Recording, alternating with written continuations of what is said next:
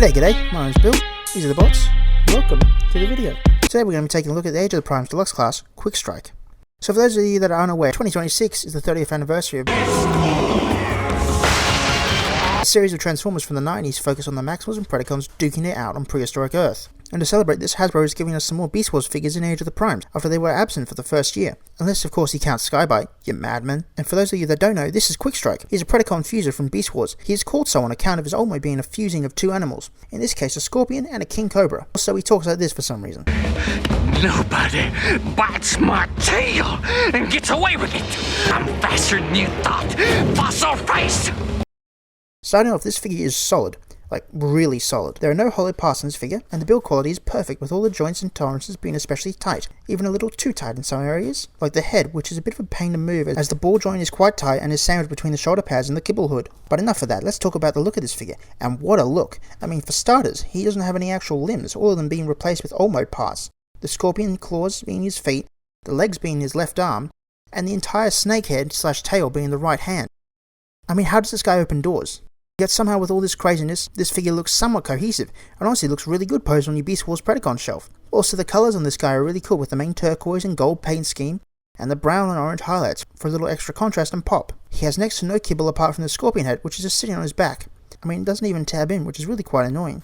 His articulation is really good with the legs being a pretty standard affair, and it's the arms that are interesting, with the left one being standard, until you get to the elbow, and his Venus flytrap of legs, which are on hinges allowing them to move out of the way and expose a little blast effect port in the middle. And the right arm is literally just a series of ball joints, which is oh so satisfying to pose. Also, he has a king cobra head for a hand, which does have an opening mouth and another blast effect port. The sculpting on this mode is rather minimal, with it mostly sticking to the beast mode parts, with the robot bits being rather flat. The head sculpt is rather crisp and clean with the sunken red eyes, popping turquoise face mask, rounded mouth and golden highlights. And for accessories, Quickstrike here comes with nothing. Yep, this figure comes with nothing, which is fair I guess, as what do you give a guy who can't hold anything? A blast effect maybe, but I've got a butt ton of those lying around, so I guess nothing will do. For size comparisons, here is Quickstrike with SS86 Windcharger, Age of the Primes Brawl, Age of the Primes Big Convoy, and Legacy Inferno. Now, let's terrorize!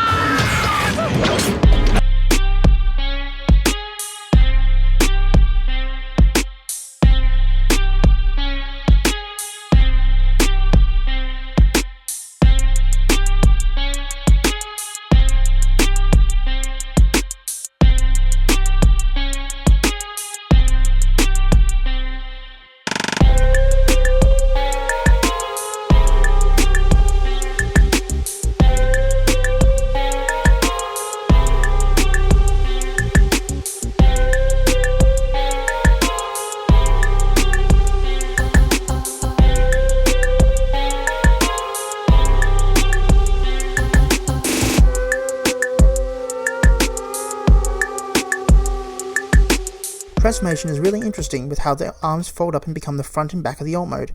And here's Quickstrike in beast mode, and it is something. I don't really know how to describe it. It's a bright neon scorpion with carrots for legs, and a cobra head for a tail. This truly is peak Beast Wars. I guess I did describe it. Now, I've said before that there wasn't much sculpting on this figure, and it wasn't in robot mode. But in beast mode, yeah, things change a wee bit. With the whole of this figure being covered in realistic detailing that Hasbro has been doing on the modern day Beast Wars figures, which doesn't really make sense here, as what about this is in any way realistic? Anyway, the head sculpt is nice. Both of them. The tail is super articulated with all the ball joints, whereas the legs are completely static. They are locked into place by the transformation. Also, the claws can open and close, and the elbows, I guess, of the scorpion can move and swivel as they are the knee joints in robot mode. Also, the colours are really nice in this mode, with the turquoise coming into full effect here, and the main torso and the highlights on the head and claws. It's just so pretty to look at. So as comparisons, here is Age of the Primes Quickstrike with SS86 Windcharger, Age of the Primes Brawl, Age of the Primes Big Convoy, and Legacy Inferno. In total, it's quite an interesting beast mode, and I can't say I've ever seen anything like it before. That just goes for the whole figure in general. It's extremely unique, not only in its design, but also in its engineering, with the way the limbs do a 180 for transformation. Also, the tolerances on this guy are amazing, super solid and tight, which is what you want on a modern figure. So I think I'm going to have to give this guy a solid 8.5, which is mainly because of the fact the head is sandwiched in there and is quite hard to maneuver. Also, the head is just hanging out there on the back, which is a little bit weird. But overall, it's a really great figure of a relatively nobody character. So I've been Bill, these are the bots, and until next time, have a good one.